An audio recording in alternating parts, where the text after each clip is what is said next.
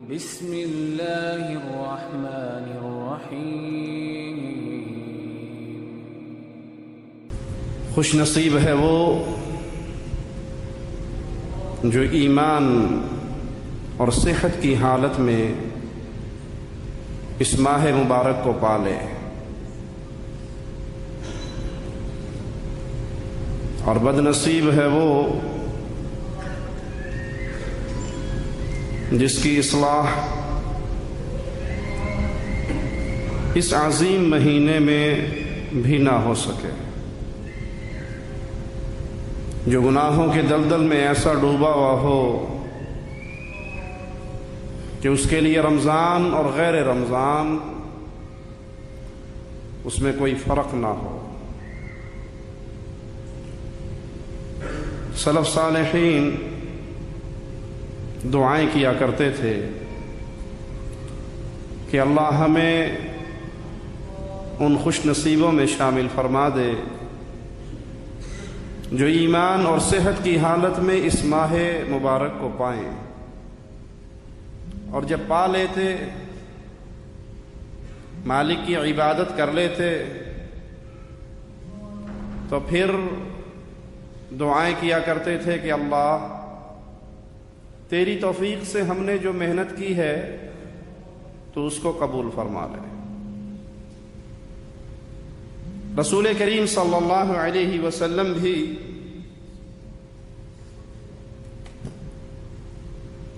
اپنے صحابہ کو اس مبارک مہینے کی آمد کی خوشخبری سنایا کرتے تھے کہ یہ برکتوں والا مہینہ تمہارے پاس آیا ہے، جس میں اللہ مالک جنت کے دروازوں کو کھول دیتا ہے، جہنم کے دروازوں کو بند کر دیتا ہے، شیاطین کو قید کر دیتا ہے۔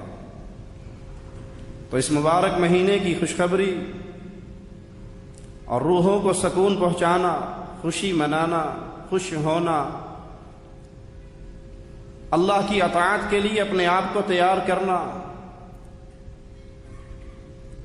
یہ مبارک مہینہ آئے تو اس انسان جیسے ایک کامیاب تاجر تجارت کے سیزن کے آنے سے پہلے تیاری کرتا ہے، پلاننگ کرتا ہے، وہ مسلمان جو اس مہینے میں جس میں نیکیوں کے انبار ہیں، جس میں ثواب کے عظیم کام بتائے جا رہے ہیں، جس میں رب کی رحمت اپنے بندوں سے کسی اور انداز میں ملتی ہے، اللہ مالک اتنا رحمان و رحیم ہے کہ ایک نیکی اس کے اجر کے طور پہ، اس کے بدلے کے طور پہ مالک 10 عطا فرماتا ہے۔ پھر ایمان، محبت اور پیار، اللہ کے ساتھ تعلق اس نیکی کو اور بڑھاتا ہے۔ کچھ ایسے بھی اللہ کے پیارے بندے ہیں جو نیکی تو ایک کرتے ہیں، اللہ بدلے میں ان کو 700 گنا اجر عطا فرماتا ہے۔ لیکن یہ ماہ رمضان، اس کی تو بات ہی الگ ہے کہ اس میں انسان اللہ کے لیے روزہ رکھتا ہے، اور مالک اپنے بندے کو کیا خوشخبری سناتا ہے کہ یہ نیکیاں جو تو کرے گا 700 گناہ تک اس کا ثواب تجھے ملے گا، لیکن الصوم لی، روزہ تو میرا اور تیرا خاص معاملہ ہے، یہ روزہ خاص عبادت ہے، اس کی جزا قیامت کے دن میں ہی عطا فرماؤں گا۔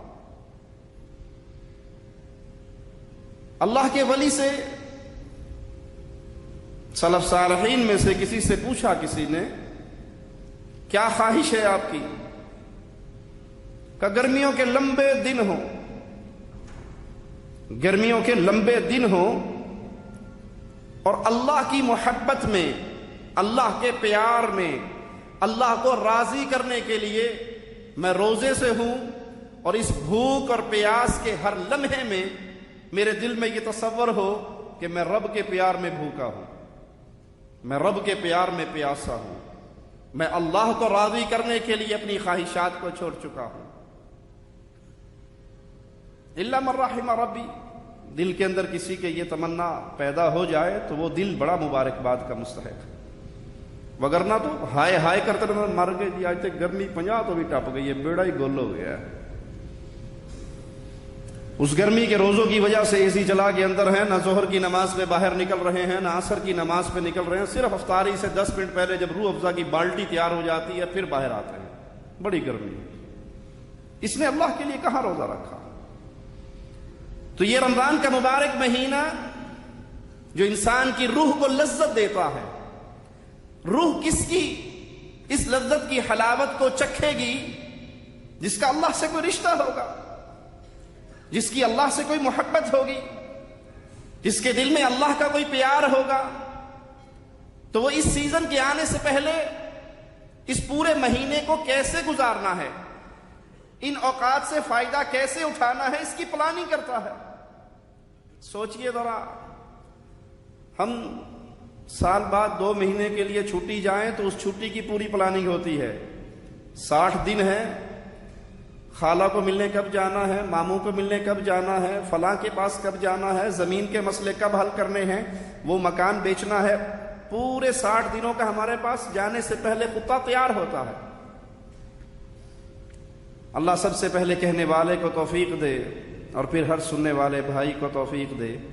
اس رمضان کے مبارک مہینے میں ہم نے پہلے سے کوئی تیاری کی کہ یہ مبارک مہینہ ہمارے پاس آ رہا ہے تو ہم نے قرآن پاک کی تلاوت پہ کتنا وقت گزارنا ہے،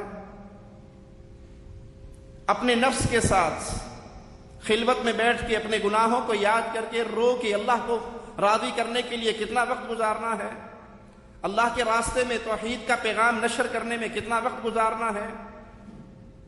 یہ رمضان کا مہینہ آ رہا ہے، وہ کون سے اعمال ہیں جو ہمیں فائدہ دیں گے، وہ کون سے اعمال ہیں جن سے ہمارے روزوں پہ خلل پڑے گا۔ ہم اس صیام کے احکام مسائل کو سمجھنے کے لیے رمضان کے آنے سے پہلے کتنا وقت نکالتے ہیں، یا بس ٹھیک ہے صبح آنکھ کھلی تو پتہ لگا سحری کا ٹائم ہے، چلو ٹھیک ہے روٹی لے آؤ سحری کر لیتے ہیں، کیا مشکل ہے۔ دوپہر کو کھانا مانگتے ہیں تو بیگم یاد کراتی ہے روزہ شروع ہو گیا جی ہن خیال کرو، اچھا میں تو بھول ہی گیا سا، میں تو سمجھا روٹی کا ٹائم ہے۔ اگر یہ روٹین کا روزہ ہے، اگر یہ عادت کا روزہ ہے تو پھر معاملہ بڑا ہی خسارے والا ہے۔ مومن اپنے حساب و کتاب لگاتا ہے، اور سب سے بڑا عمل اس ماہ کے استقبال کے لیے پیارے بھائیوں سچی توبہ کے ساتھ زندگی کا آغاز۔ جو ہو گیا سو ہو گیا، اب تو سیزن ہے، اب تو بات بات پہ معافیے ہیں۔ من صام رمضان ایمانا واحتسابا غفر له ما تقدم من ذنبه من قام رمضان، جو صیام، جو قیام، جو شب قدر اللہ کی عبادت میں لگا رہے، غفر له ما تقدم من ذنبه، معافیے ہی معافیے ہیں۔ اس عظیم موسم کے آنے سے پہلے سچی توبہ کیجئے، سچی توبہ کیجئے۔ سچی توبہ کیا ہے؟ جو کر بیٹھے ہو اس پہ ندامت، جو گناہ ہو گئے اس پہ ندامت، ان گناہوں کو چھوڑ دیجئے، آئندہ نہ کرنے کا عہد کیجئے۔ سچی توبہ یہ نہیں ہے کہ آپ کے ہاتھ میں سگریٹ ہے اور گھڑی پہ نظر ہے کہ مولوی نے پتہ نہیں کدوں اذان دینی تے میں سوٹا لاواں، اور اذان سنتے ہی پھر استغفار کی تسبیح بھی شروع ہو جائے، یہ توبہ نہیں۔ ان گناہوں کو ترک کیجئے۔ رمضان سے پہلے آپ کی زندگی، اور رمضان کے اندر آپ کی زندگی، اور رمضان کے بعد آپ کی زندگی، 3 مرحلے سامنے رکھے۔ رمضان سے پہلے آپ کیا تھے، رمضان میں آپ کیا تھے، رمضان کے بعد آپ کیا تھے۔ آپ کے لیے پورا نتیجہ نکل آئے گا کہ اس رمضان میں آپ اللہ کے قریب ہوئے ہیں یا وہیں کے وہیں کھڑے ہیں۔ سچی توبہ کیجئے، گناہوں سے پیچھے ہٹیے۔ غیبت، چغلی بہت بڑے گناہ ہیں، بے حیائی بہت بڑے گناہ ہیں، اور کچھ گناہ خلوت کے گناہ ہیں۔